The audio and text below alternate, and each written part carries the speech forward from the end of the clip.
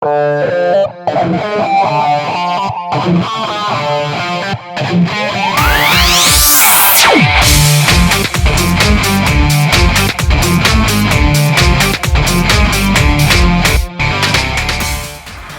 everybody, my name is I'm wearing my Rin outfit, one of Soda Pop Miniature's amazing characters, and today I'd like to present you an introduction on how to play Relic.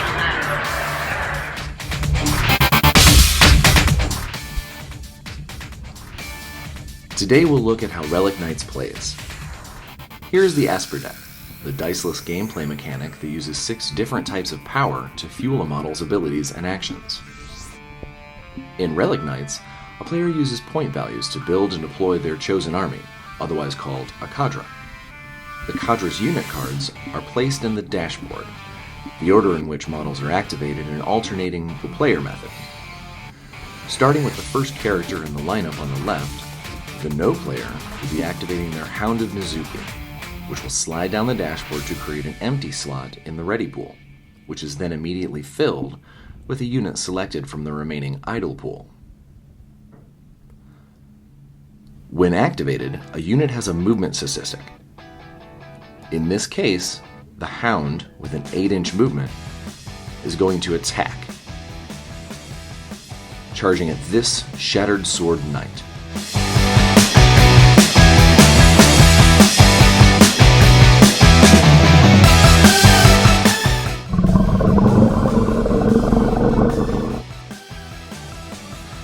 Players start each round with 5 energy cards from the Esper deck. The back of the character cards will determine if we have enough of the right energy to use its various abilities. In this case, the Hound has an ability called Pounce, which deals melee damage for 3 red energy. Looking at the no player's hand, he has a card with a red primary worth 2 energy and a red secondary worth 1, allowing him to use his Pounce ability. Pounce allows the Hound to do a simple movement and inflict 3 damage. The Hound has a melee attack skill of 3, allowing the player to also draw 3 additional cards into their hand, adding more energy for later use.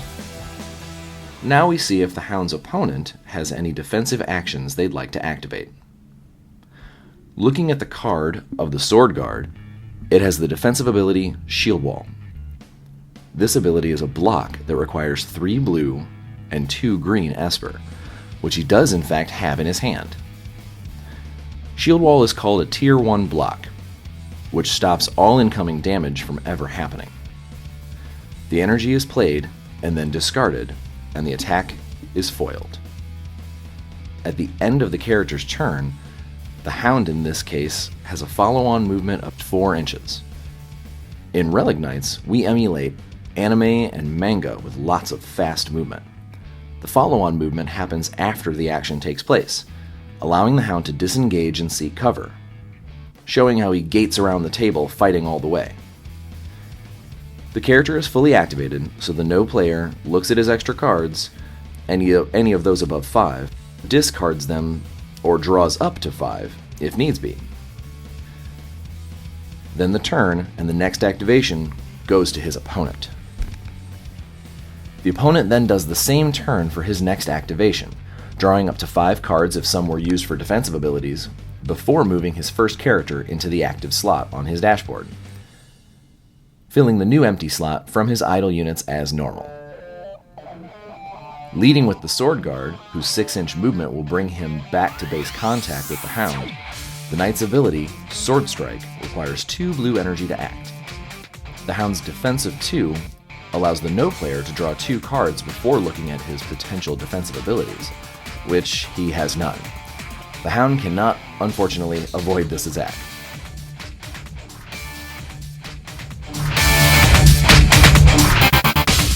The Sword Guard then checks to see if his successful attack can then be pressed, perhaps adding game effects or additional damage for more energy costs, in this case 2 green energy. We play a multicolor card that supplies 1 of any color, as well as a green secondary, increasing the damage from 3 to 5. This unmitigated damage is dealt to the Hound, which marks 5 life points from the character's card. The player then chooses to discard his 2 remaining cards and draws back up to 5.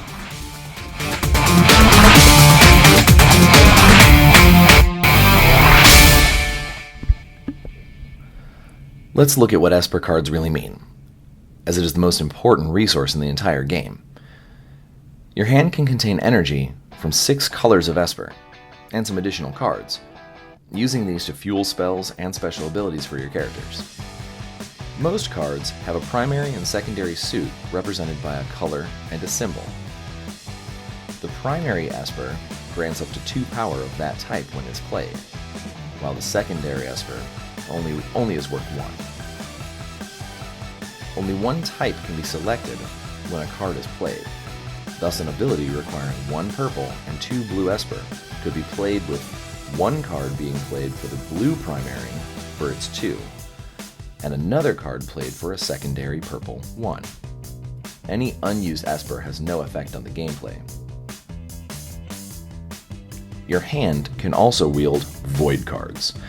Void cards are dangerous, representing the vacuous powers of the Dark Space Calamity, and do nothing but take up space in your hand. Wild cards, or multicolor Esper cards, provide 1 of any color desired when played.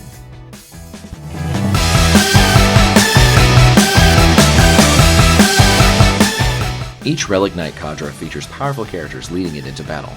In this case, the no-questing knight Zenata, a powerful priestess with terrible magic. These leading characters can be identified because of their cipher, a totem or focal point that is an avatarial representation of the knight themselves. Ciphers help their masters through adding energy for spells and abilities that they can use during the game. Zenata's opponent today is the mighty Relic Knight Sebastian Cross of the Shattered Sword Paladins. At the start of the no turn, the injured Hound is placed in the idle pile, and Zenata slides into the active slot on the dashboard. The empty slot is immediately filled, this time the no player choosing to place the wounded Hound back into rotation in order to hopefully get another action before it is vanquished. Looking at our character's ability card, you can see that Relic and Questing Knights both have a vast array of powers and abilities they bring to the table. At the beginning of their turn, as long as a knight can draw line of sight to their personal cipher, represented here by Spite, they can focus some Esper before activating. Many character cards will have these white circles on them, showing how many energy cards they can store in their cipher to be used during the battle, allowing you to hold cards full of Esper for later use in the game.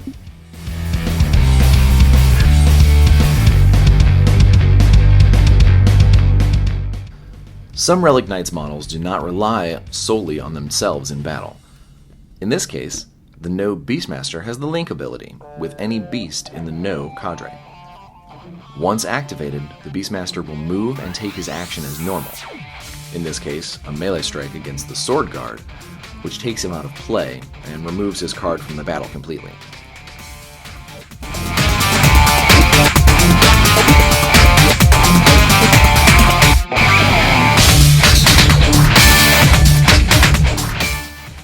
After using his follow-up movement to capture this objective, he uses his Link ability to activate 1 beast model, the injured Hound we cleverly made ready earlier in the turn. The Hound then moves and calls upon its ranged ability, Demonic Howl, to knock an opponent in line of sight out of the ready slot of an opponent's dashboard. Seeing that the powerful Isabel Durand is up next, the Hound tries to affect her. The ability costs 3 red energy and 1 purple energy to activate. Looking at his hand, the no player indeed can use the ability. After spending the Esper and making sure the target is in line of sight, the card in the ready pool would be moved to the idle pool if left unblocked. Isabel does have a defensive ability that could call up a tier 1 block, but the Shattered Sword player is unlucky and does not have the energy to activate it. She is then placed in the idle pool, and the dashboard slides the next card into the ready slot, forcing the opponent to change its tactics on the fly with their newly altered lineup.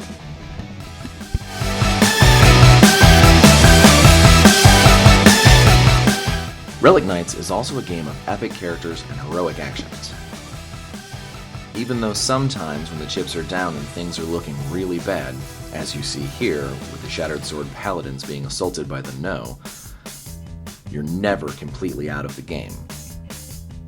Next up is Sebastian Cross, whose massive mecha only allows for 4 inches of movement, after which he checks his hand and sees he can activate his special Spearhead spell. Once cast, this movement spell gives him a jet-assisted leap up to 6 inches away that can land into enemy models, who are then blasted 5 inches away by the impact. This puts foes in better placement for attack by allies, knocks them off of objectives, or maybe just gets some people out of trouble. Relic Knights are truly powerful characters that never give up.